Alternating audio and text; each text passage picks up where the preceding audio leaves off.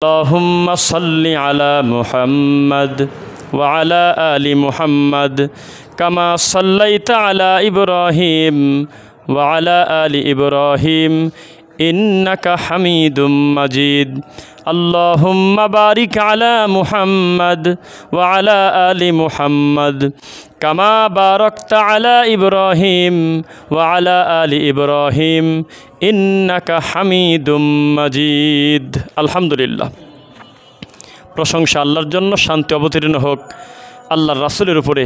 আল্লাহুম্মা সাল্লি আলাইহি আল্লাহুম্মা বারিক আলাইহি। মহান রব্বুল আলামিনের অশেষ অনুগ্রহে আমরা তার ঘরে বসার সুযোগ পেয়েছি, আলহামদুলিল্লাহ। দুনিয়াতে কিছু শ্রেষ্ঠত্ব একটা থেকে আমার আল্লাহ আর একটাকে বাড়িয়ে দিয়েছেন আমার আর আপনার মর্যাদা বৃদ্ধি করার জন্য, জান্নাতে নেওয়ার জন্য। আমি উদাহরণটা মাঝে মধ্যে দিয়ে থাকি। রমাদান মাস একটাই, অথচ তার ভিতরে লাইলাতুল কদরের নাম উল্লেখ করে বলতেছে আমি গুনাহ ক্ষমা করি। রমাদান মাস একটাই, তার ভিতরেই আছে কিয়ামুল লাইল, সেটাকে আলাদা করে বলতেছে গফিরাল্লাহু মা তাকাদ্দামা মিন জামবি, যে রাতে দাঁড়ায় তার গুনাহ ক্ষমা করি।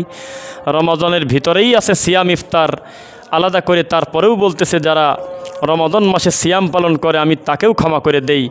একই কথা তিনবার বলার উদ্দেশ্য বান্দা যাতে তার গুনাহ আল্লাহর কাছ থেকে ক্ষমা নিতে পারে। বড় বড় শাস্তির কথা কোরআন মাজিদে সিরিয়ালে উল্লেখ করার পরে শেষের দিকে ছোট্ট করে একটা সান্ত্বনা রেডি করে রাখছে আল্লাহ, ইন্নাল্লাহা তাওয়াবুর রহিম, ইন্নাল্লাহা গফুরুর রহিম। শাস্তির পরপরই একটা আশার কথা আল্লাহ বলে দিয়েছেন, আলহামদুলিল্লাহ। রব্বুল আলমিনের যদি এই মাকসাদ থাকতো যে আমি আপনি না খেয়ে মরে যাব, কষ্ট হবে, আমাদের সাধ্যের বাইরে জুলুম হবে, তাহলে আল্লাহ সাহারি আর ইফতারের ব্যবস্থা করতেন না। আমাদের যদি জুলুম হবে, কষ্ট হবে, এটাই যদি আল্লাহর উদ্দেশ্য হতো, এটা হবে না কোনো দিনও, তাহলে রব্বুল আলামিন আমাদের জন্য এত সুসংবাদ কোরআন মাজিদে ভরপুর করে রাখতেন না। বান্দা যাতে নিরাশ হয়ে না যায়। গুনাহ করা যেমন খারাপ, তার থেকে বড় খারাপ এই গুনাহ আল্লাহ ক্ষমা করবে না এই কথা মনে করে তওবা ছাড়া বসে থাকা। কথাটা আবার মনোযোগ দিয়ে শোনেন, আমি রিপিট করি। অপরাধ করা, একটা পাপ করা যত বড় খারাপ, তার থেকে বড় খারাপ হলো আল্লাহর দয়া থেকে নিজেকে নিরাশ করা। এর থেকে বড় খারাপ দুনিয়াতে নাই। কেননা আপনি 99টা মার্ডার কেসের আসামি না, এরপরেও আমার আল্লাহ ক্ষমা করে দিয়েছে শুধু তার কাছে ক্ষমা পাওয়ার কারণে। কুকুরকে পানি পান করানোর কারণে দেহ বিক্রি করে টাকা রোজগার করা মহিলাকে আমার আল্লাহ ক্ষমা করে দিয়েছেন। সেই রব্বুল আলামিনের দয়া কীরকম আছেন, শুধু আমার আর আপনার চাওয়ার ব্যাপার। অবশ্যই আদম আলাইহিস সালামের ভুল ছিল, গাছের কাছে যাওয়াটা তার ঠিক হয় নাই, এটা তো ভনিতা না, ক্লিয়ার কথা। ওয়ালা তাকরাবা হাযিহি শাজারা ফাতাকুনা মিনাজ জালিমিন। ডাইরেক্ট আপনি আল্লাহ বলে দিয়েছেন তুমি গাছের কাছে যেও না, জালেমদের অন্তর্ভুক্ত হয়ে যাবে। ইবলিসেরও এই কাজটা ঠিক হয় নাই। আল্লাহর মুখামুখি কিয়াস করা যে আপনি আমাকে যাকে সেজদা দিতে বলতেছেন তিনি হলো মাটির তৈরি আর আমি আগুনের তৈরি, কি করে আমি তার কাছে ছোট হব? খলাকতাহু মিন নার খলাকতাহু মিন তিন। এটা হয় কিভাবে? এটা তার অন্যায় ছিল। দুইজনই ভুল করার পরেও একজনের মর্যাদা বাড়িয়ে গেছে ভুল করার পরে, আর একজনের এমনভাবে কমছে মরা পর্যন্ত তওবা করে আর আগাতে পারতেছে না। ইবলিস কিয়ামত পর্যন্ত যদি ইস্তেগফার করে আর কি কাজ হবে? আর কি সারার রাস্তা আছে? এটা বন্ধ করে দিয়েছেন নিজের কারণে। তিনি আল্লাহর সিদ্ধান্তকে না মেনে নিজের উপরে তিনি কিয়াস করে তিনি আল্লাহকে ভুল ধরতে গেছেন, নাউজুবিল্লাহ পড়ি। আর আদম আলাইহিস সালাম বলছে আমি ডাইরেক্ট কোনো ভনিতা না, সরাসরি বলতেছি যালামনা আনফুসানা ওয়া ইল্লাম তাগফির লানা ওয়া তারহামনা লানাকুনান্না মিনাল খাসিরিন। আমি জুলুম করছি নিজের উপরে, আমার অন্যায় ছিল, আমার গাছের কাছে যাওয়া ঠিক হয়নি। কোনো দিকে না তাকিয়ে, কোনো ওসিলা ছাড়া ডানে বামে না তাকিয়ে ডাইরেক্ট বলে ফেলছে আমার ভুল হয়েছে, আমাকে আপনি শুধু ক্ষমা করলে হবে না, আমার প্রতি দয়াও করেন, তাছাড়া আমি ক্ষতিগ্রস্তের ভিতরে পড়ে যাব। ডাইরেক্ট যখন বলছে তখন আল্লাহ বলল যে শুধু ক্ষমা হয় নাই, ইউবাদদিলুল্লাহু সাইয়্যাতিহিম হাসানাত, ভুলটাকে নেকি দিয়ে পরিবর্তন করে দিয়েছে। মানে ভনিতা করে ক্ষমা চাওয়া যাবে না, কোনো মাধ্যম দিয়ে ক্ষমা দেওয়া যাবে না, কোনো পীরের দিকে তাকিয়ে, কোনো বড় হুজুরের দিকে তাকিয়ে, কোনো মাদ্রাসা মসজিদের দিকে তাকিয়ে, কোনো বড় টুপির দিকে তাকিয়ে, কোনো বড় মৌলানার দিকে তাকিয়ে না, ডাইরেক্ট বলতে হবে ইলাল্লাহ, আল্লাহর দিকে, যে হ্যাঁ আমার ভুল ছিল, আমি এটা অন্যায় করছি, আপনি আমাকে ক্ষমা করে দেন। কারণ আমার থেকে বড় বড় পাপীকে আপনি বানী ইসরাইলের ঘটনা পড়লে আমরা জানি আপনার রাসূলের মুখের কথা, তাদেরকে আপনি ক্ষমা করে দিয়েছেন, কারণ তারা ক্ষমা চাইছে। তো যাই হোক, শুরুতেই শিক্ষাটা আপনাদেরকে দিয়ে রাখলাম, আল্লাহর কাছে সবচাইতে মর্যাদাশীল পাপী সে যে তার পাপকে বুঝতে পেরে আল্লাহকে বলে আমার ভুল হয়েছে, আপনি ক্ষমা করে দেন। ওয়া খায়রুল খাত্তাঈনা আত-তাওয়াবুন, তারাই হলো উত্তম তওবাকারী। আল্লাহ আমাদের তাদের ভিতরে শরীক রাখার তৌফিক দিন, আল্লাহুম্মা আমিন। আজকে এমন একটা বিষয় আমরা পূর্ব মনস্থ করেছি বক্তব্য দেওয়ার, বা আমাদেরকে বিষয় দেওয়া হয়েছে, যেই বিষয়ের রোগী আমরা এখানে সবাই কম বেশি আছি। এই বিষয়ে বক্তব্য দিলে বক্তা এবং শ্রোতা প্রত্যেকের মনে হবে যে আমাকেই বলতেছে, সেইটার নাম হলো আল গীবাহ, গীবত, পরনিন্দা, পরচর্চা। কথা কি বোঝা যাচ্ছে? আমার বক্তব্যের একটা বিশেষ অংশ পর্যন্ত এটা থাকবে। প্রথমে আল্লাহর কোরআন মাজিদের আয়াতটা আগে পড়ি, তারপরে আমরা হাদিসে যাই ইনশাল্লাহ। আউযু বিল্লাহি মিনাশ শাইতানির রাজিম।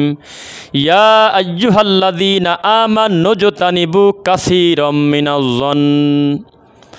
যারা ইমানের স্বীকৃতি প্রদান করেছে তাদেরকে আল্লাহ ডেকে বলতেছে, ওহে ইমানদারগণ, আপনারা যারা ডাইরেক্ট এক কথায় বলেন হে বিশ্বাসীগণ, এটার পূর্ণ অর্থ হয় না। হিন্দুরও বিশ্বাস আছে, খ্রিস্টানেরও তার জায়গা থেকে তার আলাদা বিশ্বাস আছে, প্রত্যেকটা ধর্মের বিশ্বাস আছে। বিশ্বাস ছাড়া খ্রিস্টান হওয়া যায়? মারিয়ামকে আল্লাহর স্ত্রী না মনে করা পর্যন্ত ভালো খ্রিস্টান হতে পারবে না সে। ঈসা নবীকে আল্লাহর ছেলে মনে না করা পর্যন্ত ভালো খ্রিস্টান হতে পারবে না। এটা তাদের কথা, তাহলে এটা তাদের বিশ্বাস কিনা? তো শুধু বিশ্বাসী বললে তারাও বিশ্বাসী, এই বিশ্বাসের কথা বলা হয় নাই।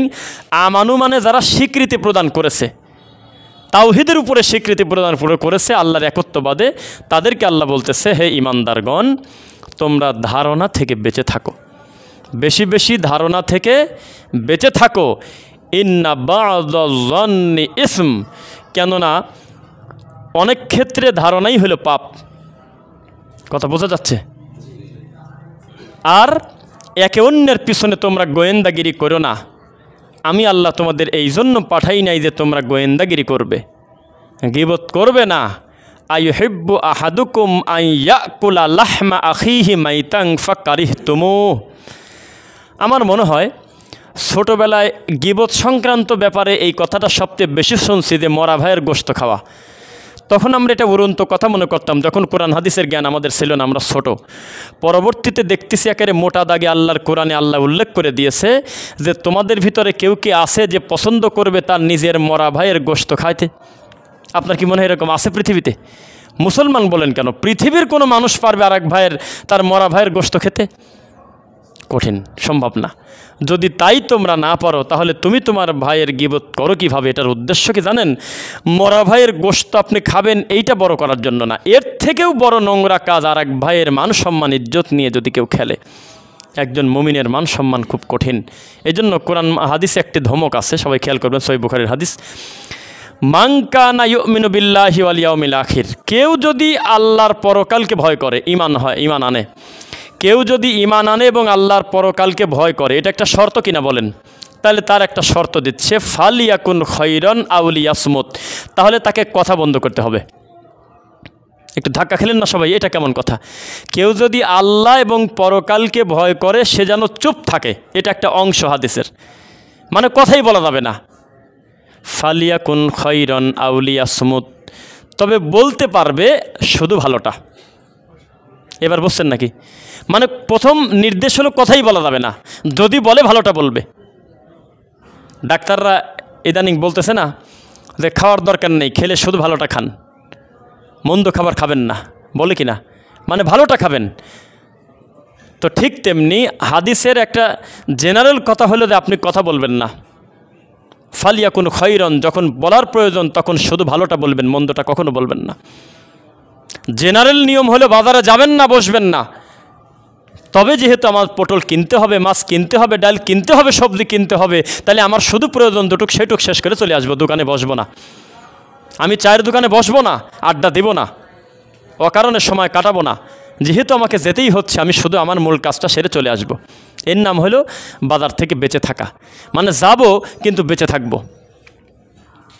তো আমাদের এটা হলো আদেশ যে আমরা কথা বলবো না, যদি বলি আমরা শুধু ভালোটা বলবো। এই যে আমি খুতবা দিচ্ছি, আপনাকে খুতবা দিতে বলা হচ্ছে না শুনতে বলা হচ্ছে এখন? মানে আপনার শোনাটা আমল আর আমার বলাটা আমল। শরিয়া নির্ধারিত কর্মের বাইরে আমরা কেউ কোনো কথা বলবো না। পরিবারেও হয়তো কথা বলবেন না, বাচ্চাদেরকে নেগেটিভ কথা শেখাবেন না। এই কাঁদে না, তোমার আব্বু চলে আসতেছে, কখন আসবে? তার ঠিক আছে নাকি? আপনি বললেন কেন? কই আসতেছে? ও গেছে তো ব্যবসায়, 3 দিন পরে আসবে। ওর আব্বা তো বিদেশ, আপনি কেন বললেন এই তো চলে আসবে? এটা কেন বলতে গেলেন? মজা করে হয়তো কথা বলবেন না, মিথ্যা বলবেন না। এই ধারণাই মানুষকে বড় বড় পাপের রাস্তা খুলে দেয়। আমরা দেখেছি এক বাড়িতে একটা মহিলার কানের তা হারিয়ে গেছে বা নাকফুল হারিয়ে গেছে, তখন হাত চালান দেওয়ার জন্য আর এক বাড়ি থেকে কবিরাজ নিয়ে আসছে। তো কবিরাজ তখন আবার বাটি চালান দেয় কি না? বাটি চালান দিয়ে কবিরাজ বাড়ি থেকে যাওয়ার সময় কানে কানে কি জানি বলে গেছে, 2 জন মার্ডার হয়ে গেছে। কানে কানে বলে গেছে যে তোমার প্রতিবেশী তোমার বড় ভাইয়ের বউ নেছে। পরে যখন 2টা মরে গেছে, মামলা চলতে চলতে একটা পর্যায়ে প্রমাণ হলো আসলে ওর বড় ভাইয়ের বউ নেয় নাই, ওরই ভুলে আর একটা জায়গায় 3 বছর পর পাওয়া গেছে। তো কিসের ভিত্তিতে ধারণা করে আপনি এই যে অপবাদটা দিলেন? এখন মানুষ হত্যা হয়ে যাচ্ছে শুধুমাত্র ধারণা প্রসূত হওয়ার কারণে। মনে রাখবেন, কোরআন মাজিদে যেই জিনিসের ডাইরেক্ট নিষেধ, এটার মাহাত্ম্য এত বেশি, এত গুরুত্ব যে এটা বড় ক্ষতি ডেকেই আনবে যদি আপনি সেটা না মানেন। তো নবী সাল্লাল্লাহু আলাইহি ওয়াসাল্লামের সাহাবায়ে কেরাম আবু হুরায়রা রাদিয়াল্লাহু আনহুকে বলতেন, তোমার জীবনের সবচেয়ে দামি সময় এবং দামি কাজ কি? তো উনি চট করে বলতেন, আমার সবচেয়ে দামি সময় আল্লাহ আমাকে দিয়ে খুব বেশি অহেতুক কাজ করার নেই, সুবহানাল্লাহ। আমি সবচেয়ে বেশি আমার রাসূলের হাদিসের দিকে গুরুত্ব বেশি দিছি। তার প্রমাণ কি আপনারা পাইছেন? মিনিটে মিনিটে আন আবি হুরায়রা রাদিয়াল্লাহু আনহু কথা বলেন কিনা? উনি বলেছেন যে আমার জীবনের সবচেয়ে দামি কর্ম, দামি নিয়ামত, আল্লাহ আমাকে ভিন্ন রাস্তায় খুব একটা বিজি রাখেন নাই। আমাকে পুরাটা সময়ই আমি বেশিরভাগ আমি আমার রাসূলের সাথে সময় দিছি, আর তার মুখের কথাটাকেই আমার কাছে দামি মনে হয়েছে। তো কে আছে তার সময়টুকুন আল্লাহ এবং তার রাসূলের জন্য ব্যয় করবে? খুবই কম। ওমা ইউমিনু আকসারুহুম বিল্লাহ ইল্লা ওয়াহুম মুশরিকুন। আমি আল্লাহ বলি না যে তারা ঈমান আনে নাই, আমি আল্লাহ বলি না যে তারা লা ইলাহা ইল্লাল্লাহ অস্বীকার করে, আমি আল্লাহ বলি নাই যে তারা বৃষ্টি আমি দেই এটা মানে না, আমি আল্লাহ বলি নাই যে জমিনটা আমার এটা অস্বীকার করেছে, তা বলি নাই। আমি বলেছি আমার ঈমান আনার পরেও অধিকাংশ তারা মুশরিক। অধিকাংশ মুশরিক মানে কি? এটা কি খেলা কথা নাকি? অমুসলিম তারা, মুশরিক, অথচ তারা পড়েছে লা ইলাহা ইল্লাল্লাহ। মানে এটা বোঝে নাই। লা ইলাহা ইল্লাল্লাহর জিকির বাড়িয়ে দিয়েছে, 1000 বার এটার জিকির করেছে, ঘুমানোর আগে 3000 বার 5000 বার ইল্লাল্লাহ পড়েছে, কিন্তু বুঝতে পারে না যে আমি পড়লামটা কি। যারা আমাদেরকে বলে, রাস্তাঘাটে কিছু ঠান্ডা হুজুর আমাদেরকে ধরে বলে যে বেদাত শিরক ছাড়া কি আর কিছু নাই, এভাবে বললে কি মানুষ শুনবে? আমি বললাম কি আপনাকে জানেন, আল্লাহর তাওহীদটাই শুরু হয়েছে নেগেটিভ দিয়ে আগে, তারপরে পজিটিভ। কীভাবে? তো বললাম যে লা ইলাহা ইল্লাল্লাহ নেগেটিভ না পজিটিভ? তখন বলে যে হয় এটা তো নেগেটিভই হয়। লা ইলাহা ইল্লাল্লাহ মানে কি? ইল্লাল্লাহ আগে না লা ইলাহা আগে? এটুকু বলেন, উত্তর দেন। লা ইলাহাই আগে, লা ইলাহা মানে নেগেটিভ, মানে প্রথমে সমস্ত ইলাহাকে আপনাকে দাফন করতে হবে, এটা ঈমানের দাবি। ফামাই ইয়াকফুর বিত তাগুত, এটা হলো আগে সমস্ত কুফরি, সমস্ত শিরক বিদআত কুফর, সমস্ত তাগুতকে আগে আপনাকে তালাক দিতে হবে, নইলে ওয়া ইউমিন বিল্লাহ, ঈমানে ঢুকতে পারবেন না। তো ঈমানের প্রথম দাবি হলো আগে কচুরিপানা সাফ করো, ভিতর থেকে বাহিরে থেকে সব জায়গা থেকে আল্লাহর তাওহীদটা পরিষ্কার করার জন্য লা ইলাহা আগে। মানে কোনো ইলাহ নাই, কোনো ঠাকুর নাই, কোনো দেবদেবী নাই, কোনো গণেশ নাই, কোনো পাথর নাই, কোনো মাজার মন্দির নাই, কোনো কিচ্ছু নাই, ইল্লাল্লাহ, শুধু আল্লাহ ছাড়া। মানে তিনি ছাড়া কোনো কিছু তোমার কিছু করতে পারবে না, কল্যাণ অকল্যাণের বাহন। তো নেগেটিভ হলো আগে। তাছাড়া আপনি কীভাবে বুঝবেন? আমি আপনাকে অনেক বক্তব্যই তো শোনেন। আমি একটা কথা বলছিলাম বেশ অনেক দিন আগে, সৌদি আরবে গিয়ে আমি রাসূলের কবরের পাশে দাঁড়িয়ে বলছিলাম যে এতদিন এখানে থাকলাম, যা আমি বুঝলাম, আমার জ্ঞানে, আমি বিদ্যায়, আমি চলাফেরা করি, স্থানীয় লোকদের সাথে উঠে যা দেখলাম, জেদ্দা, সৌদি আরব সব সহ, দুবাই সহ, এই দেশের লোক আমাদের দেশের লোকের থেকে সংখ্যায় কম আমল করে। তো এটা একটা আশ্চর্য ব্যাপার। আমাদের বাঙালি যত আমল করে, এত আমল সৌদির লোকও করে না। আমি কিন্তু এটা মিডিয়ার সামনে কিন্তু রিপিট করে বলতেছি। কেন? কারণ বাঙালির রাত জাগা সবচেয়ে বড় দামি যেই কর্ম মনে করে মাইক ফাটায়, এই কর্ম সৌদির লোক জানেই না। তাহলে আমল আমরা বেশি করলাম না? কিন্তু কোরআন মাজিদে বলা হচ্ছে আহসানু আমালা। কোথাও বলা নাই যে তুমি আমল বেশি করো তোমার আমি জান্নাত দেব। খালি বলা আছে উত্তম আমল করো, যেই আমলটা আল্লাহ এবং তার রাসূলের নিয়ম অনুযায়ী মিলে যায়, এটার নাম হলো আহসানু আমালা। আমল বেশি করতে বলা হয় নাই, রাসূলের পদ্ধতিতে আমল করতে বলা হয়েছে। শবে বরাতের দিন কিভাবে চলে যাচ্ছে তারা ঠিকই পায় না। লাইলাতুল কদর পুরা মাস ব্যাপী তারা ইবাদত করে, পুরা রমজানের শেষ দশকের বিজর রাত্রি প্রতিদিন তারা কোরআন মাজিদ তেলাওয়াত করে, সাদাকা করে, কিয়ামুল লাইল করে সারা রাত। তারা স্পেসিফিক 27 তারিখে এটা মনে করে না। 10ই মুহররম কবে আসলো গেল এটাকে পালনীয় কোনো দিবস তারা মনে করে না, সিয়াম পালন করে। 12ই রবিউল আউয়ালের দিন তাদের ঢাকঢোল পিটায় 63 দিন ব্যাপী ঈদে মিলাদুন্নবী পালন করে না। এরকম হাজার হাজার আমল আমাদের থেকে তারা পিছায় আছে। অথচ বাঙালি আমরা যে দৃষ্টিতে বুঝলাম, আমরা মনে করছি আমি যে যত বেশি ইবাদত করবো আমার নেকি তত বেশি। না, ইবাদত বেশি করতে বলা হয় নাই, ইবাদত হলো রাসূলের তরিকায় করতে বলা হয়েছে। যেখানে নাই ইবাদত, আপনি আপনার মন মতো রাত দেখে ফেললেন, লাভটা কী হলো? দরকার আছে আপনাকে আপনার ডিউটি দিনের বেলা আপনি রাত জাগবেন, এটা কোনো বেতন পাবেন? এই কাজ আপনার কোনো দিন না। আল্লাহ সুবহানাহু ওয়া তাআলা তার রাসূলকে দিয়ে যেই ইবাদত যেভাবে যতটুকুন করতে বলেছে ওই ইবাদত ওইভাবে অতটুকুন আমরা করবো ইনশাল্লাহ। এইবার আসেন, রাসূল সাল্লাল্লাহু আলাইহি ওয়াসাল্লাম আমাদেরকে বলতেছেন ফালিয়াকুন খায়রান আও লিয়াসমুত, তুমি ভালোটা বলো, না হলে চুপ থাকো, কথাই বলার দরকার নেই। কেননা চুপ থাকলেই তুমি কল্যাণ পাবে, যদি অকল্যাণ থেকে বাঁচতে চাও তাহলে তুমি কথা বলবে না, শুধু ভালোটা বলবে। এইবার আপনাদেরকে বলি গীবত কত বড় মারাত্মক পাপ। এই একটু ছোট্ট উদাহরণ দিয়ে আপনাকে বলি, যিনি গীবত করে তিনি একটা বোকা লোক, মারাত্মক লেভেলের তিনি পাগল, মেন্টাল, মানসিক প্রতিবন্ধী ছাড়া কেউ গীবত করতে পারে না। এটা সে নিজের ক্ষতি নিজে করে। এরকম মানুষ দুনিয়াতে পাওয়া যাবে যে নিজের ক্ষতি নিজে করতে চায়, নিজের আঙুল নিজে পোড়াতে চায়, নিজের হাত নিজে কেটে ফেলতে চায়, এরকম কি কেউ আছে? বরং এই কর্ম করার কারণে আল্লাহর নবী একজনকে বললেন যে ও জাহান্নামে যাবে, মিদাম, ও জাহান্নামে যাবে। কেন? তো বলতেছে যে ও কষ্ট সহ্য করতে না পেরে কাফেরদের বিরুদ্ধে যুদ্ধ করছে, কিন্তু শেষ টাইমে নিজের জান নিজে বাইর করে দিয়েছে, ও জাহান্নামে যাবে। মানে নিজের উপরে তিনি স্থির থাকতে পারে নাই, জুলুম করে ফেলছে। তো যেই লোকটা পরনিন্দা করে, গীবত করে, এ প্রথম পাগল কেন? সে নিজের অর্জিত কষ্টের নেকিগুলো আরেক ভাইকে দেওয়ার জন্য প্রস্তুত। নাউজুবিল্লাহ পড়েন। এটা পাগল না? ভালো মানুষ এই কাজ করে। 2, এই লোকটা যার মানের হানি করতে যাচ্ছে, গীবত করতেছে, মূলত তার থেকে বড় ক্ষতি নিজের করতেছে। যিনি গীবত করে, পরনিন্দা করে, সে স্থির মানুষ না, তার কোনো শান্তি নাই মনে। যেই প্রতিবেশী সারাদিন মানুষের পরনিন্দা করে সে সবচেয়ে অশান্তির মানুষ, তার ব্রেনটা স্থির নাই। কার পিছনে লাগবো, কালকে কাকে ধরবো, পরশুদিন কাকে ধরবো, সারাদিন পিছনে লেগে আছে, এটা খারাপ কাজ। একজন বড় আলেম তিনি মারা গেছেন, নাম না বলি, তিনি বলেছেন যে গীবত আর পরনিন্দা হলো জমিদারি পাপ, আর শিরক বিদাত এটাও হলো বড় মানুষের পাপ, ছোট মানুষের পাপ না। টুপিওয়ালার পাপ, দাড়িওয়ালার পাপ, বুজুর্গ মানুষের পাপ, মসজিদে থাকা লোকের পাপ, বড় দাড়িওয়ালার পাপ, হাজি মানুষের পাপ হলো শিরক বিদাত। তো গীবত কারা করে? গীবত তার করে যার ভিতরে কিছু মেডিসিন আছে। কি বলেন? একই কুকর্ম সারাটা দিন এই মহল্লায় হাজারো মানুষ করতেছে, কারোর এই বিষয় নিয়ে কোনো ফিলিংস নাই, চিন্তা নেই, টেনশন নাই। চায়ের দোকানে যদি কেউ কথা উঠায়ও তো 10 সেকেন্ডের ভিতরেও কথা গায়েব হয়ে গেছে, ও কথার কেউ গুরুত্ব দেয় না। কিন্তু কোনো একটা গ্রামের কোনো টুপিওয়ালা, দাড়িওয়ালা, মসজিদের ইমাম যদি পরকিয়া করে, এটা তো মহাপাপ, এটা নিঃসন্দেহে ব্যাপারে কোনো ছাড় নাই। কিন্তু এইটা যদি কোনোভাবে চায়ের দোকানে একবার আলোচনায় ওঠে, আপনার কি মনে হয় একদিন এটার কাদা ওঠা সম্ভব? এটা গোটা এলাকার সবচাইতে দামি গুরুত্বপূর্ণ কথা। এটা হলো জমিদারি পাপ। টুপিওয়ালারও ইন্টারেস্ট, দাড়িওয়ালারও ইন্টারেস্ট। কি হয়েছে বলো তো শুনি? ইমাম সাহেবও দাঁড়িয়ে গেছে, কি হয়েছে একটু শুনি। এটা মানুষকে এইভাবে ধ্বংস করে। আপনাকে আমি একটি কথা বলি, গীবতের আলোচনা করতে গেলে আপনাকে উলঙ্গ সত্য বলতে হবে, নইলে আপনি ইনসাফ করতে পারবেন না।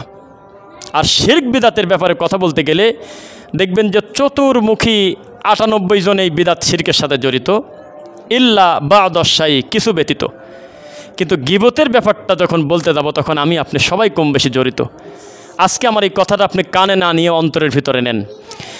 আমরা আমাদের দুর্বলতা বলি, আমাদের শায়েখ বলেন, হুজুর বলেন, ইমাম বলেন, মুয়াজ্জিন বলেন, মুফতি বলেন, দাবা বলেন, মাওলানা বলেন, হাফেজ বলেন, যে এই ডিপার্টমেন্টে আলেম ওলামা যত আছে, দেখবেন আপনি অন্য ঘরে না গিয়ে আমাদের ঘরেও যদি দেখেন, আমাদের ভিতরে এমন এমন আল্লাহর নিয়ামত আলা হুজুর আমরা পাইছি, দায়ী আমরা পাইছি, যেই দায়ীর কাছে কোরআনের একটা শব্দ দিয়ে বলবেন যে আপনাকে আলোচনা করতে হবে, ওই শব্দের উপরে 2 ঘন্টা লেকচার দিতে পারবে। আছে কিনা আমাদের দেশে? এই খুতবায় দাঁড়িয়ে উপস্থিত একটা বক্তব্য দিতে বলবেন, দাঁড়ার উপরে 1 ঘন্টা খুতবা দেবে। আমাদের এই দেশে শত শত সালাফি বিদ্যানের কোনো অভাব নাই, রেফারেন্স সহ বলে দেবে ইনশাআল্লাহ।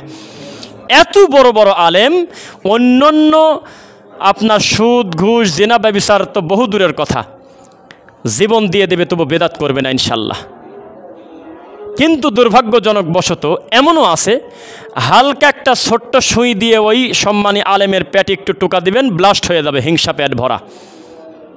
এখন এইটা সিরিয়াল করে বলার ক্ষমতা তো আর আমার নাই, এটা তো সিন্ডিকেটে পড়ে যাব, পরিস্থিতি কঠিন।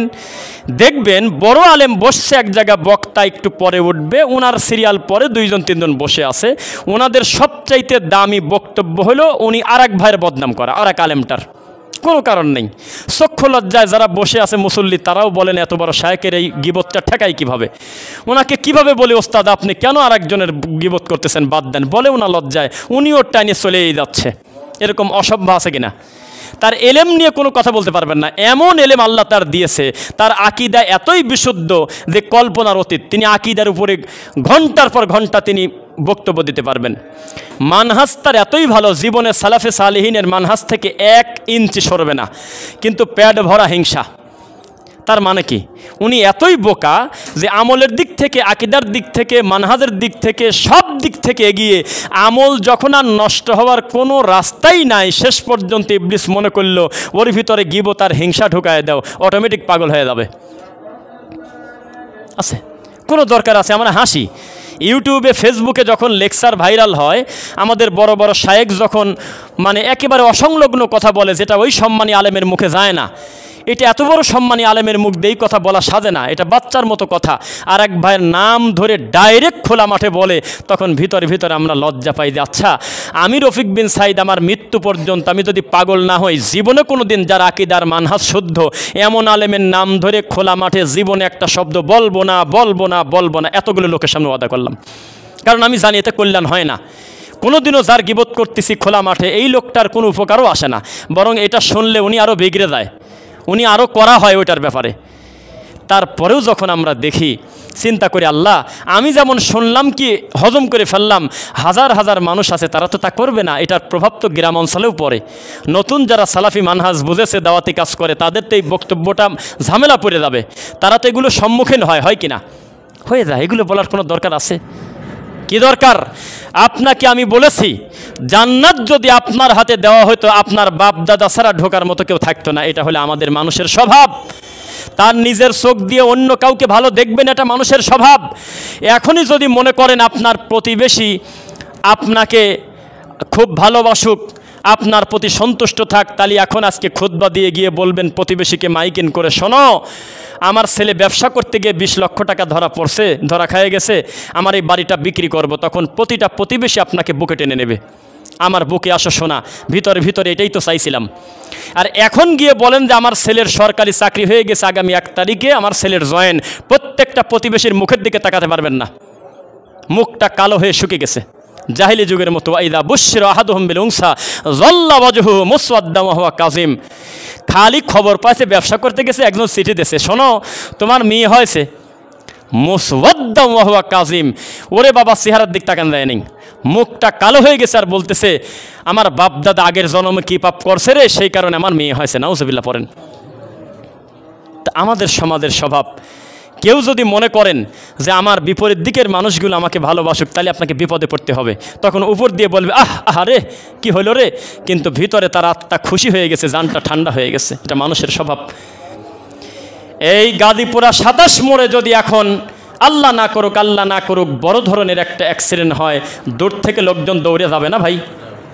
গিয়ে যদি দেখে এত বড় বাস ভর্তি রানিং গাড়ি উল্টে পড়ে গেছে, একটা লোকও মরে নাই, প্রত্যেকটা লোকের না জানি মন খারাপ হয়, কারণ দৌড় দেওয়ার সময় নিয়ত করছে অন্তত 10টা লোক মরে গেছে। ফেসবুকে একবার খবর চলে গেছে, যেভাবে অ্যাক্সিডেন্ট হয়েছে তাতে এক বৈঠকে 50 জন লোক মরে গেছে। পরবর্তীতে দেখা গেল যে কেউ মরে নাই, হালকা একটু গোতা লাগছে, হাত কাটছে, কিন্তু এতে মানুষ খুব একটা খুশি হতে পারে নাই। দৌড় যখন দেশে, তখন আশা করে গেছে অন্তত 20টা লোক তো মরছেই। মানুষ নেগেটিভ, এটা মনে করবেন। সারাটা জীবনই জাতি পজিটিভ ভালো জিনিস নিতে পারে না। আমাদের হুজুররা দোয়া করে, আল্লাহ আমাদের এই মাঠে, এই বাংলাদেশে এত শিরিক বিদআত, আল্লাহ এই ভারত বাংলাদেশ পাকিস্তান পুরাটা শিরিক বিদআতের উপরে সে নাই অনেকাংশে। ভাই বলেন, শিয়া আকিদায় সে নাই প্রায়, বুঝছেন? আল্লাহ তুমি হাজার হাজার দিনী ভাই তৈরি করে দাও, দায়ী তৈরি করে দাও, যাতে সঠিক আকিদা মানহাজ প্রচার করে তাদেরকে মন্দ থেকে ফেরায়। এটা উচিত। দোয়া করে না সবার সামনে, কিন্তু এটা অভিনয় করে, জানেন, ভিতর থেকেই দোয়া করে না। এটা মিথ্যা কথা।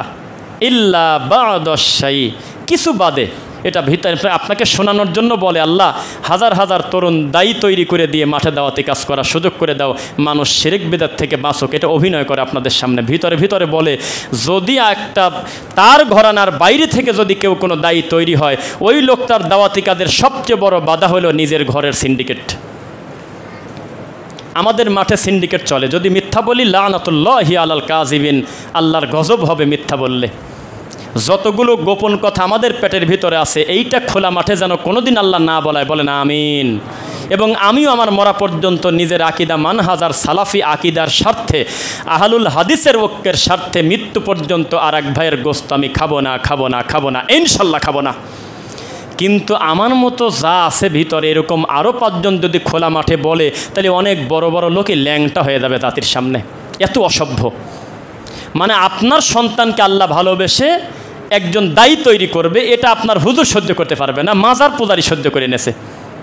মাজার পূজারি বুঝে গেছে যে এই মানুষটার দ্বারা আমাদের মাজারের ক্ষতি হচ্ছে, আমাদের কুফর আর শিরক আর করার বেশি দিন পাচ্ছি না, আমাদের তাবিজ বেচা প্রায় বন্ধের দিকে, আমাদের জিলাপির ব্যবসা প্রায় শেষের দিকে। কিন্তু নিজের ঘরের একজন দায়ী কোনোদিন বলবে না বড় হুজুর যে মাশাআল্লাহ ছোটো ভাই কি ছেলে, আল্লাহর কাছে দোয়া করি তুমি আরও বড় হও, তোমার ওই জিনিসটা ভুল ছিল তুমি সংশোধন করে নিও, এটা বলবে না, কোনোদিনও বলবে না। সবাই ফনা ধরে বসে আছে। 99টা ভালো কাজ করেছে আপনার ছেলে, একজন দায়ী, একজন তরুণ আলোচক আমাদের এই মাঠে। কোনো দিনও আমাদের বড় হুজুররা বলবে না মাশা আল্লাহ, এই কথা বলবে না। তবে একদিন যদি মানুষ হিসেবে কোনো আকিদা মানহাজে অথবা কোনো ব্যাপারে ভুল করেন, সেই দিন দেখবেন যে আপনি পরিস্থিতি কত কঠিন এবং কত আগে থেকে আপনাকে ফলো করে তারা। তখন লিখবে বলছিলাম না এরা খারাপ, এদেরকে তোমরা ঠাঁই দাও, এরকম নোংরামি করবে, ল্যাংটা হতে তারা বাধ্য হবে জাতির সামনে, তাদের হায়া লজ্জা নাই। কিন্তু আমি বারবার বলতেছি, তাদের আমল আর আকিদা নিয়ে কথা বললে আমি তাকে খবর করে ছেড়ে দেব। আমাদের আহলুল হাদিস আলেম ওলামার থেকে একটু সঠিক বিদ্যায় পৃথিবীর জমিনে কোনো মানহাজের লোকের নাই আহলুল হাদিসের বাইরে, ইনশাল্লাহ। তাদের আকিদার কাছে কোনো আকিদা চলবে না, তাদের মানহাজ এত সুন্দর, পৃথিবীর কোনো মানহাজ সালাফি মানহাজের সামনে টিকবে না ইনশাল্লাহ। কিন্তু আচরণগত শেখ নাসিরউদ্দিন আলবানী রহিমাহুল্লাহ তিনি শেষ জীবনে বলে গেছেন, আমি মনে করেছিলাম যে আমল আকিদা শুদ্ধ হলেই তো সব হয়ে যায়, কিন্তু শেষের দিকে বলতেছি হসনুল খলক, উত্তম আচরণটা এত বেশি দামি যেটা আমাদের ভিতরে চরম অভাব। শেষ দিকে তিনি দুঃখে পড়ে কথাটা বলে গেছে মরার আগে। এত খারাপ আচরণ আমাদের। কুকুরও কুকুরের মাংস খায় না, গুগলে লিখলাম সেদিন, আমি এমনি লিখছিলাম যে মানুষ খালি গল্প করে, একটু গুগলে লিখে দেখি কুকুর কুকুরের মাংস খায় কিনা। বিশ্বাস করেন ওখানে লেখা উঠল আসলেই খায় না। কিন্তু আমি আপনার গোস্ত খাচ্ছি, আমি আপনার মাংস খাচ্ছি। আমাদের এই মানহাজে, আমাদের এই মাঠে মানে আমরা মানুষের দোষ দিচ্ছি। কেউ কেউ বলে না, দেখবেন একটা লোক যদি জমি কিনতে যায় তো পাশের প্রতিবেশী বলে এ জমি ভেজাল আছে, এ জমি খারাপ, মানে ওই লোকটাকে এরকম ভয় দেখায় না, খারাপ কথা বলে না, এই জমিনে ঝামেলা আছে যাও। আপনাদের কাছে প্রশ্ন, জমির কি ভেজাল থাকে? আপনারা একটু আমাকে উত্তর দেন, আমি শুনবো। ভেজাল তো আমি আর আপনি করে রাখছি, এই মাটির ভেজাল হয় কি করে? আমাকে উত্তর দেন, কেউ কি দিতে পারবেন? ভেজাল আমি আর আপনি করে রাখছি, আমি আর আপনি সমাধান হচ্ছি না জন্য এই মাটির উপরে চাপাই দিলাম। আসলে দোষ তো আমার আর আপনার, নাকি বলেন? তা আমাদের মানহাজ নিয়ে কোনো কথা নাই, আকিদা নিয়ে কোনো কথা নাই, আহলুল হাদিস নিয়ে কোনো কথা নাই। কথা হলো আমাকে আর আপনাকে নিয়ে। আমরা কেন এত ল্যাংটা হয়ে গেলাম? আমরা কেন মান সম্মান হারা হয়ে গেলাম?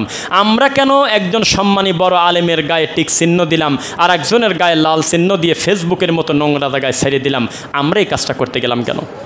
আলেম আলেমের সমালোচনা করবে, আলেম এক জায়গায় বসে তারা দাওয়াতি কাজ করবে। আমরা কোন দিকে গেলাম? আমরা তো সিন্ডিকেটে পড়ে গেছি। প্রত্যেক ঘরানা আলাদা হয়ে গেছে, এই ঘরানার বক্তা আলাদা, এই ঘরানার হুজুর আলাদা, এই ঘরানার আলাদা। কেন এটা করতে গেলেন কেন? এ কোন লজ্জার কথা? এভাবে আমরা জোর করে নিজেদেরকে জিম্মি করে ফেলেছি। আল্লাহ আমাদের ক্ষমা করুন। আল্লাহুল মুস্তাআন আলা মা তাসিফুন। মনে রাখবেন, হিংসা বিদ্বেষ একটা মারাত্মক পাপ। যেই পাপ নিজের অর্জিত কষ্টের নেকিগুলো ধ্বংস করে দিচ্ছে নীরবে, অথচ আমরা বুঝতেই পারতেছি না। এটা আমাদের জন্য দুঃখ। একটা প্রাইমারি স্কুলে একদিন হেডমাস্টার না আসলে কোনটা মাস্টার কোনটা ছাত্র বোঝা যায় না। কে লুডো খেলতেছে, কে বাদাম খাচ্ছে, কে টিফিন টাইমে বাড়িতে গেছে আর আসে না, গড়িমসি হয়ে যায়। আর এত বড় একটা মানহাজ জবাবদিহিতা ছাড়া চলবে? আপনাকে বলছে কে? জবাবদিহিতা ছাড়া চলবে? আমাদের কোনো জবাবদিহিতা নাই, যে যা পারে মন মতো খুলে চলে যাচ্ছে, অথচ বোঝে না এটা তো সেই জামানা নাই যে এই কথাটা এই মসজিদেই থাকি গেল। অথচ আমি একটা অসংলগ্ন উল্টাপাল্টা অহেতুক কথা যদি বলে দেই, কিয়ামত পর্যন্ত এই মিডিয়া এই কথাটা ধরে রাখবে, কি বানায় বলছে নাকি? তাহলে হিসাব করে বলতে হবে। শত হিসাবের ভিতরেও মানুষ হিসেবে আমাদের ভুল হবে, কিন্তু ঠান্ডা মাথায় আমি আহলে হাদিসের একজন আলেমের নাম নিয়ে বদনাম করলাম, এইটা মিস্টেক হলো কিভাবে? মিস্টেক এইটার নাম কিভাবে হয়? একটা বানান মিস্টেক হতে পারে, একটা কথা বলতে গিয়ে 19.5 হতে পারে, একটা কথা বলতে গেলে 1 নাম্বার ভুল হতে পারে। আপনি একটা ব্যক্তির নাম ধরলেন, যেই লোকটা আপনারই মানহাজের লোক, আপনারই আকিদার লোক, সেও আহলে হাদিস, আপনিও আহলে হাদিস, আপনি তার পেছনে লাগলেন কিভাবে? এটি ইসলামেরই কল্যাণ কি আর শরীয়তেরই কল্যাণ কি?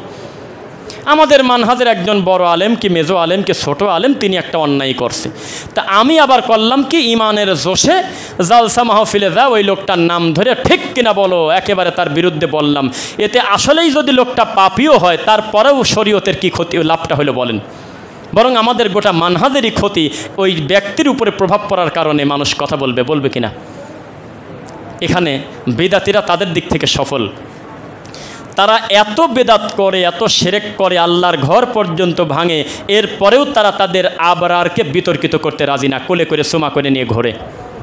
কবর পূজারি তার দিক থেকে সফল, সারাটা দিন মাজারে সেজদা দেয়, পাথর পূজা করে, ঠাকুর পূজা করে, এরপরেও তাহেরির মতো একটা বাউলকে তারা সুমা দিয়ে কোলে করে রাখে, তাকে বিতর্কিত হতে দেয় না। অন্য কেউ গালি দিক, তারা নিজের ঘরের লোক দেয় না।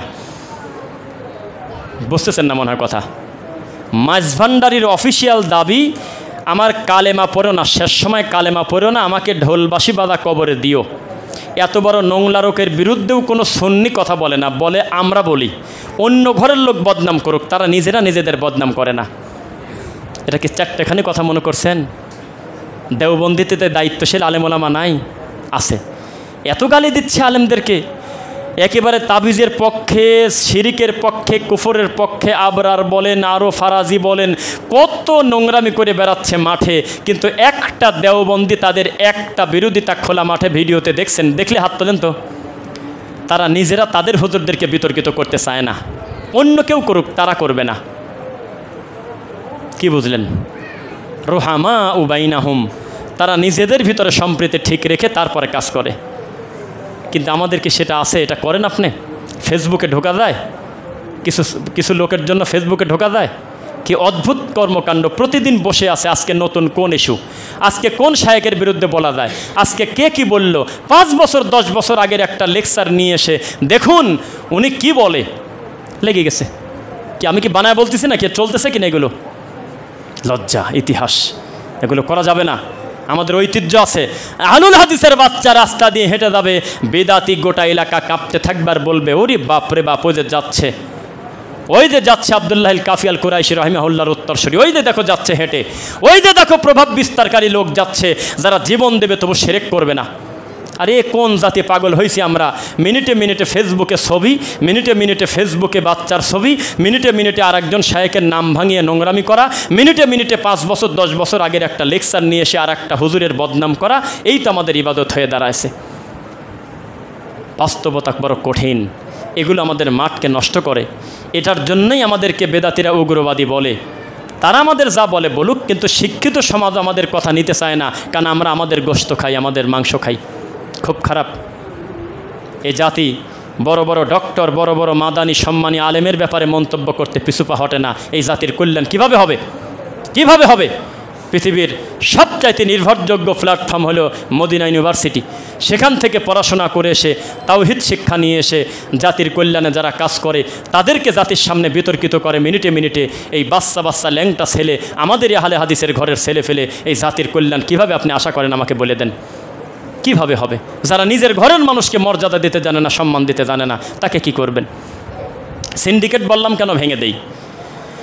শেখ আহমেদ দিদাদের নাম শুনছেন কারা? মাশাআল্লাহ, উনি দাওয়াতি কাজ করে নাই নাকি? তো ওনার বাপ দাদা 14 বংশে আহলে হাদিস কেউ ছিল? শেখ আহমেদ দিদাত দাওরা পাস করছে নাকি? কোনো বিশ্ববিদ্যালয় থেকে মাদানি ডক্টর অথবা আমাদের একাডেমিক যেভাবে আমরা পড়াশোনা করি এরকম সিলেবাসভুক্ত কোরআনে হাফেজ নাকি? সারা পৃথিবীর খ্রিস্টানের হাঁটু কাঁপে যেত তার মুখ দেখলে। তাকে দিয়ে আল্লাহ খেদমত নেয়নি মনে হয় নাকি? ডক্টর জাকির নায়েক সারা পৃথিবীর নাস্তিক মোরতাদ যাকে দেখে ভয় পায় তার নাম ডক্টর জাকির নায়েক, যার দাওয়াতের প্রভাবে সারা পৃথিবীতে আহলুল হাদিসের সত্য জিনিসটা মানুষ জানতে পারছে বেশি। মিথ্যা বলছে নাকি সত্য? এই মানুষটার বংশে আহলে হাদিস নাম ছিল কেউ? জীবনে কোনো দিন 2005-এর আগে 2000 সালের আগে হঠাৎ করে আল্লাহ তাকে কবুল না করলে কেউ কি বুঝতে পারতেন যে ডক্টর জাকির নায়েক নামে একজন দুনিয়াতে ডেলিভারি হয়েছে? তো আল্লাহর পরিকল্পনা, তিনি কাকে দিয়ে খেদমত নেন এভাবেই আসে। ব্রাদার রাহুল ভাই মুসলিম হয়েছে কয় বছর আগে, তার বাপও মুসলিম ছিলেন, বিষয়টা বুঝেন। আপনার ব্রাদার রাহুল ভাই, বিষয়টা এখান থেকে আবার বলি। ব্রাদার রাহুল ভাই দাওয়াতি কাজে যখন আসলো, তার মাত্র 2-1 বছর আগের কর্ম দেখলেও পৃথিবীর কারোর কল্পনা ছিল না যে এই লোককে দিয়ে আল্লাহ তাওহীদের খেদমত নেবে। কম্পিউটারের দোকানে বসে আছে, আর 5 জন মানুষের মতো বসে আছে, দাড়ি নাই, মোছ নাই, কি তার কাটিং, কি তার চলাফেরা, তাকে দিয়ে আল্লাহ কাজ নেয় নেই। তো নেওয়ার পরে এই লোকগুলো সবচেয়ে বাধার শিকার হয় নিজের ঘর থেকে। ওই যে সিন্ডিকেট থেকে আসে নাই, তার নিজের ঘর থেকে বের হয় নাই, কোলের ভিতর থেকে আসে নাই, সহ্য করতে পারে না। অথচ সিস্টেমটাই এটা, ইউখরিজুহুম মিনাজ যুলুমাতি ইলান নূর ওয়া ইউখরিজুহুম মিনান নূর ইলাজ যুলুমাত। আল্লাহর সিস্টেম হলো অন্ধকার থেকে আলো বের করে, আলো থেকে অন্ধকার বের করে। ইব্রাহিম আলাইহিস সালামের বাপ অন্ধকার না? নূহ আলাইহিস সালামের একটা ছেলে মার্ডার কেসের আসামি না? লূত আলাইহিস সালামের স্ত্রী অন্ধকার না? এইভাবে যদি আপনি সিরিয়াল করতে যান, বেশিরভাগ ক্ষেত্রে অন্ধকার থেকে আল্লাহ আলো বের করছে। আলো মানে কে? ইব্রাহিম আলাইহিস সালাম আলো, ইউসুফ আলাইহিস সালাম আলো। এভাবেই আল্লাহ আলোকে বের করছে অন্ধকার থেকে, আবার অন্ধকার থেকেও আল্লাহ আলো বের করছে। অন্ধকার হলো আজর, আলো হলো তার ছেলে ইব্রাহিম। এটা সিস্টেম। আপনি সারাদিনও যদি কান্না করেন, আমি যেহেতু বড় শায়েক, আমার ছেলে বড় শায়েক হবেই হবে, এটাকে আপনার পরিকল্পনা না আমার আল্লাহর ইচ্ছা? দেখা গেল যে আপনার কল্পনার বাইরে একটা মাজার পূজার ঘর থেকে আমার আল্লাহ একজন দায়ী তৈরি করে দিয়েছে, সঠিক আকীদার হতে পারে কি না? মাজারের খাদেমকে আল্লাহ তওবা পড়ায়, মাজারের খাদেমকে দিয়ে আল্লাহ আহলে হাদিসের খেদমত নিচ্ছে, পারে কি না? পারে। সব মেনে নিতে পারে, কিন্তু আমাদের আহলুল হাদিসের ঘর থেকে তখন ওই লোকটাকে মেনে নেবে না। তার 10 বছর ধরে তার পিছনেই লেগে থাকবে। সিন্ডিকেট নাই যে, ওই যে আমাদের অফিসিয়াল ঘরে মাদ্রাসায় যেহেতু সে পড়ে না, এই জন্য তাকে মেনে নিতে পারবে না, খুব কঠিন।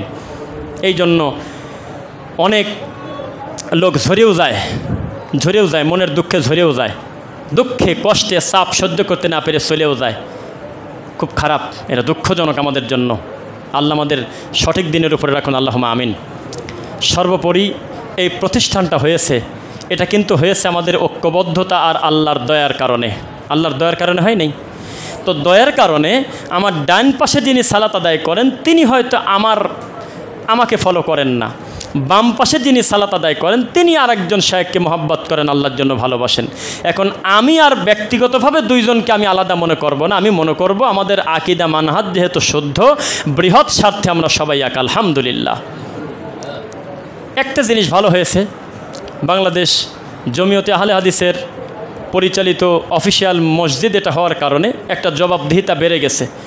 আল্লাহ না করুক কোনো ধরনের কোনো বাধা আসলে, বিপরীত দিক থেকে কোনো ঝামেলা আসলে, এখন আর ব্যক্তির কোনো অসুবিধা না, একদম অফিসিয়ালভাবে একটা সাড়া পাওয়া যাবে, একটা দায়বদ্ধতা থাকবে কিনা ইনশাল্লাহ।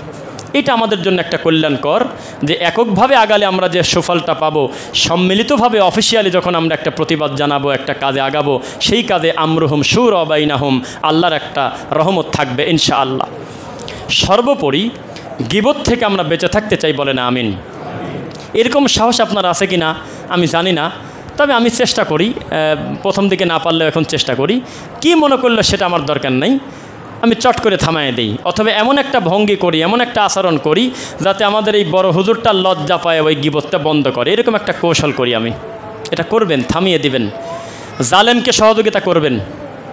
ধাক্কা খেলেন না সবাই, জালেমকেও সহযোগিতা করবেন, মাজলুমকেও সহযোগিতা করবেন। কেউ কি এটার হাকিকত বুঝেছেন? হাদিসে এটাই লেখা আছে।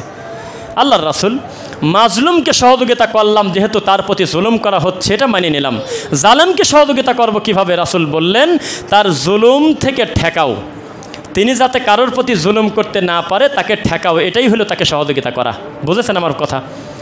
তো যখন একজন সম্মানী আলেম, শায়েখ, হুজুর, যেই হোক না ভাই, ইমাম, খতিব, মুয়াজ্জিন আরেক ভাইয়ের গিবত করতেছে, সঙ্গে সঙ্গে মুখটা আটকে ধরেন, অথবা কৌশল করে হাতখান ধরে সালাম দিয়ে বলেন যে ক্ষমা চাচ্ছি, এতে কোনো কল্যাণ নাই, এটা বন্ধ করেন। উনি লজ্জায় হোক, এলেমের কারণে হোক, দেখবেন ইনশাল্লাহ এই কর্ম থেকে তিনি ফিরে আসবেন। ইনশাল্লাহ আসবেন, কোনো লাভ হয় না। আরেক ভাইয়ের নাম ধরে জাতিকে বলতে যদি হয়, তাহলে কট্টরপন্থী বিদআত আর শিরককারীর নাম বলেন, যিনি প্রকাশ্যে দিনের ক্ষতি করতেছে, তার নাম বলে দেন। আপনি নুরা পাগলার নাম বলেন, তার লাশটা কবর থেকে তুলে পোড়ানোটা ভুল ছিল, কিন্তু এই রকম নোংরা লোকদেরকে সমাজে টিকায় রাখে কারা, এদেরকে ধরতে হবে। এই সমস্ত নুরা পাগলা জীবিত থাকতে নিরীহ হাজারো মানুষকে অমুসলিম বানায়। ইমাম মাহাদি দাবি করে নিজেকে, আদা সহ্য করা যায়, এগুলো বলা যায়, বলেন মুক্তি বলা যায়। ইমাম মাহাদি দাবি করে নিজেকে, আপনারা আঙুল চষেন, আপনারা ঘুমান, প্রশাসন নীরব, দেশের সামাজিক দায়িত্বশীল নীরব, মসজিদের ইমাম নীরব, মাদ্রাসার মুহতামিম নীরব, আল্লাহর ঘরের মুসল্লি নীরব। বিষয়টা কি?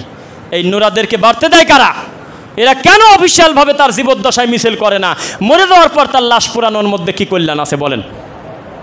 সে তো চলেই গেছে, তার হিসাব তো আল্লাহর কাছে পৌঁছে গেছে। নাকি রাগ করলেন আপনারা? জীবিত থাকতে এদেরকে বাড়তে দেন কেন? মাজারের খাদেমের কাছে গিয়ে বলেন, জুতার ফিতা ছিঁড়ে গেলে আল্লাহর কাছে চাইতে বলেছে মুহাম্মদ সাল্লাল্লাহু আলাইহি ওয়াসাল্লাম, ইদা সাআলতা ফাসআলিল্লাহ। তো তুমি ঠাকুরের কাছে পড়ে আসো, কল্যাণটা কি, লাভটা কি? আশেপাশে কত এতিমখানা, কত নিরীহ মানুষ, কত বিধবা মহিলা, একটা সেলাই মেশিন কিনে দিলে উপকার হয়। খয়রাতে গরু কিনলে কেন? উত্তর দাও। মাজারে টাকা দিচ্ছ, কত নিরীহ জায়গায় দেখো, আল্লাহর ঘর, মাদ্রাসা, মসজিদে বাচ্চাদের ভালো কার্পেট নাই, যার উপরে রাত্রে ঘুমাবে। মাজারে টাকা দিলে কি কারণে? দাওয়াতটা জীবিত অবস্থায় দেন, মরার পর দেন কেন? মরার পর দাওয়াত দিচ্ছেন, কার কাছে দিচ্ছেন দাওয়াত? এই সমস্ত নুরা পাগলাদের ব্যাপারে আপনারা সতর্ক থাকেন। কোন নুরা পাগলা এই বাংলার জমিনে দেখতে চাই না, বলেন ইনশাল্লাহ। এদের ব্যাপারে শক্ত থাকতে হবে, সাবধান। হুজুররা তো ব্যস্ত আছে আল্লাহর ঘর ভাঙা নিয়ে, কিভাবে কার আমিন জোরে বলল, কে আমাদের পদ্ধতি মানে না, কে আমাদের খয়রাতের বিরোধিতা করলো, কে আমাদের তাবিজ কবজ চলে গেল, আমাদের মিলাদ জিলাফি চলে গেল, খানকা ব্যবসায় আগুন লাগলো, চট করে দৌড়ে গিয়ে আহলে হাদিস মসজিদে একটা বাড়ি মারে, দৌড় পাড়ে গিয়ে আহলে হাদিস দিনী ভাইয়ের মাথার বাড়ি দেয়, দৌড়ে গিয়ে আহলে হাদিস ভাইদেরকে একটু ব্যঙ্গ করে বসে। এতে কি তোমরা কি ঠেকাতে পারবে? লা তাসালু তাইফাতুম মিন উম্মতি যাহিরিনা আলাল হক লা ইয়াদুররুহুম মান খাযালাহুম হাত্তা ইয়াতি আমরুল্লাহুম কাযালিক। আল্লাহ নবী বলেছেন, আমার উম্মতের পরিস্থিতি যত শেষের দিকে যাবে তত খারাপ হবে। কি হবে বলেন? খারাপ হবেই হবে। এরপরেও আমি নবী ঘোষণা দিয়ে গেলাম, একদল পরিস্থিতি যতই খারাপ হোক, তারা হকের উপরে থাকবেই থাকবে ইনশাল্লাহ।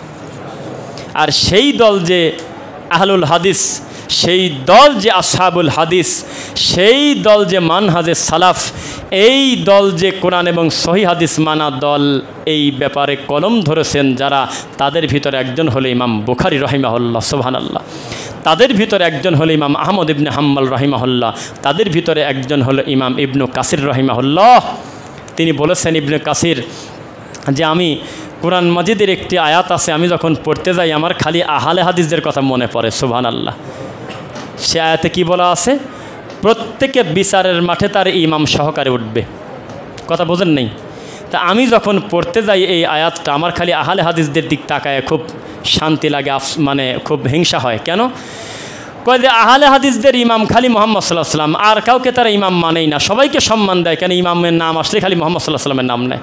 তাহলে তাদের ইমাম হবে মুহাম্মদুর রাসূলুল্লাহ সাল্লাল্লাহু আলাইহি ওয়াসাল্লাম। বলেন ইনশাআল্লাহ। আপনাদের ইমাম নাই? ওরা তো মিথ্যুক যারা বলে আমাদের ইমাম নাই। আমাদের ইমামের নাম হলো মুহাম্মদ সাল্লাল্লাহু আলাইহি ওয়াসাল্লাম। যারা বলে আমাদের মাযহাব নাই, তারা মিথ্যুক। আমাদের মাযহাব হলো ইসলাম, আমাদের ইমাম হলেন মুহাম্মদ সাল্লাল্লাহু আলাইহি ওয়াসাল্লাম, সুবহানাল্লাহ। ওরা বলে, আরে নদী তো একই। ওই বরিশাল থেকে হুজুর বলতেছে, একটা গাভীর যেহেতু 4টা বান থাকে, তাহলে 4 মাযহাবই হক। এইটা বলে দলিল। কোন দুঃখ কাইর কই রাখি। কিভাবে? কয় যে 4টা বান থেকে কি এক জায়গা থেকে দুধ আসে না, আলাদা আলাদা জায়গা থেকে? কয় এক জায়গা থেকেই আসে। কয় হানাফি, মালিকি, শাফি, হাম্বলির নাম ভিন্ন হতে পারে, মূলত ইসলাম থেকেই আমাদের আশা। তা আমরাও জবাব দিছি, তোমরা যেই জায়গা থেকে 4টা বান আলাদা বানাইছো, আমরা ওই মূল জায়গার নামই হলো আমাদের আহলুল হাদিস। আমাদের আর ওই আলাদা কোনো সিরিজ টানার দরকার নেই। কোনো অ্যাঙ্গেল দরকার নাই, ডাইরেক্ট বলবো আমাদের ইমাম মুহাম্মদ সাল্লাল্লাহু আলাইহি ওয়াসাল্লাম, সরাসরি বলবো আমাদের মাযহাব ইসলাম ইনশাআল্লাহ।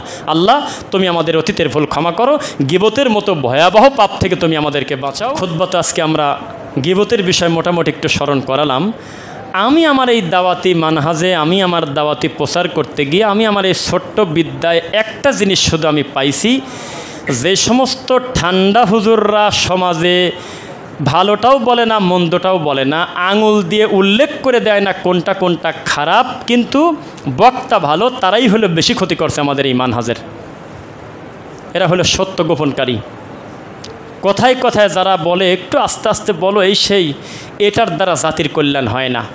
আস্তে আস্তে ডেট কবে, একটু উত্তর দেন আমি শুনি, ডেট কবে? যারা বলে একদিন এই জাতির ঠিক হবে, কবে? আর কতগুলো মসজিদ ভাঙলে তারা ঠিক হবে?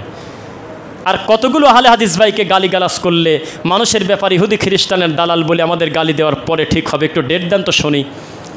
আপনি বলতেছেন দিন দিন আমাদের মানহাজের লোকের সংখ্যা তো বাড়তেছে আলহামদুলিল্লাহ, ওইদিকে আটটসি বলতেছে গতবারের থেকে এবার 200 গরু বেশি আয়েছে। আপনি বলতেছেন আলহামদুলিল্লাহ প্রতি বছর আমাদের মানহাজের লোক সংখ্যা বাড়তেছে, ওদিকে চরমনাই অফিসিয়াল ঘোষণা দিয়েছে অন্যান্য বারের থেকে এবার আরও 100 বিঘা জায়গা বেশি নেওয়া লাগলেও জায়গা দেওয়া যাচ্ছে না। তো কেউ কি বসে আছে? আপনি আপনার কাজটা শক্ত করে করেন, সিরিয়াসভাবে মানুষকে বোঝান আপনার এই কর্মটা শিরক, এটা বিদআত, এটা কুফর। আপনি ফিরে আসেন, কানে হাত দিয়ে ও আমার সোনারা বাবারা মাজারে যাওয়া যাবে না এ বলে কী লাভ হয়? কী লাভ হয়? এভাবে কোনো প্রভাব পড়ে নাকি? কথা বলতে হবে, কেটে ছিঁড়ে যাবে ভিতরে। ও বাড়িতে যাবে আর বলবে সর্বনাশ, মাজার পূজা করা, কবর পূজা করা, কোনো মানুষের কাছে সহযোগিতা কামনা করা আল্লাহ ব্যতীত এতই খারাপ। জীবনে তো এভাবে শুনি নাই। শফিউদ্দিন কলেজ চেনেন আপনারা? ওখানে একটা ভিডিও করছিলাম গতকালকে। আমরা সালাত আদায় করে বের হব, বসে কথা বলতে বলতে মানে আহলে হাদিসের শায়েখরাও রয়েছেন, কথা বলে যখন বের হচ্ছি হঠাৎ করে দেখি যে 5-6টা ছেলে, তারা স্কুলের ছেলে, ইউনিফর্ম পরা, শফিউদ্দিন স্কুলের ছাত্র, তারা আসছে নামাজ পড়ার জন্য, প্রত্যেকের প্যান্টটা টাকনোর উপরে, কন আলহামদুলিল্লাহ। তখন আমি মনে করলাম সুযোগ পাইছি ওদের একটু দাওয়াত দেই। তো বললাম বাবা নামাজ পড়ার পরেই কিন্তু তোমরা প্যান্টটা টাকনোর নিচে দিয়ে দেবে, তাই না? কয় হ। কলাম দিয়ে এটা করা যাবে না, নামাজ হোক আর নামাজের বাইরে হোক পুরুষ মানুষ সর্বদা টাকনোর উপরে কাপড় পরে। মনে থাকবে তোমাদের? আল্লাহর কসম এখানে সাক্ষী আছে, ঠিক না? এমনভাবে ওরা কথা বললে আমাদের তাকায়, আমি দায়িত্ব নিয়ে বলতেছি, এর আগে ওদের কাছে এই সঠিক দাওয়াতটা কেউ দেয় নাই। এরপরে বললাম যে তোমরা এই খণ্ড খণ্ড নামাজ পড়ো কেন? ওখানে 2 জন, এখানে 1 জন, ওখানে 3 জন, এভাবে পড়ে কেন? কয় কীভাবে পড়বো? আর ওরা মনে করছে যেহেতু আমি জামাত পাই নাই, তাহলে আমি যে যখন সময় পাবো আমি আমার মতো দাঁড়া যাব। তখন আমি বললাম আমাদের নবী সাল্লাল্লাহু আলাইহি ওয়াসাল্লাম শেখায়েছেন 1 জনের থেকে 2 জনের সালাত উত্তম, 2 থেকে 3 জন। আমি 1-এর অধিক যখনই হব আমি জামাতের সঙ্গে আমি আমার আরেক ভাইকে সাথে নিয়ে সালাতটা পড়ে নেব। তাহলে তোমাদের ভিতরে কেউ ইমাম হতে পারবে, কোরআন পড়তে পারো? কয় আলহামদুলিল্লাহ পারি। বললাম তুমি সামনে যাও, পিছনে তোমার এই 4 জন মুসল্লি হবে। আপনি সত্যি করে বলেন তো দেখি, এভাবে যদি সঠিক আকীদার দাওয়াত যদি প্রত্যেকটা মসজিদের ইমাম জুমার খুতবায় দিত, এই দেশে এত শিরক বিদআত থাকতো? আরে অন্য লোক ঘুমিয়ে আসে জন্যই তো আমাদের এই কড়া করে কথা বলতে হয়। অন্যরা তাদের দায়িত্ব পালন করে না বিধায় তো আমাদেরকে সিরিয়াসভাবে বলতে হয় শিরক কাকে বলে, বিদআত কাকে বলে। নাকি বলেন আপনারা? আল্লাহ হেদায়েত দিক, বলেন আমিন। মনে রাখবেন কোরআন এবং সহিহ হাদিস আমরা এমনভাবে আঁকড়ে ধরবো মারির দাঁত দিয়ে। কোন দাঁত দিয়ে? জীবন চলে যাবে, ছাড়বো না, বলেন ইনশাল্লাহ। এখন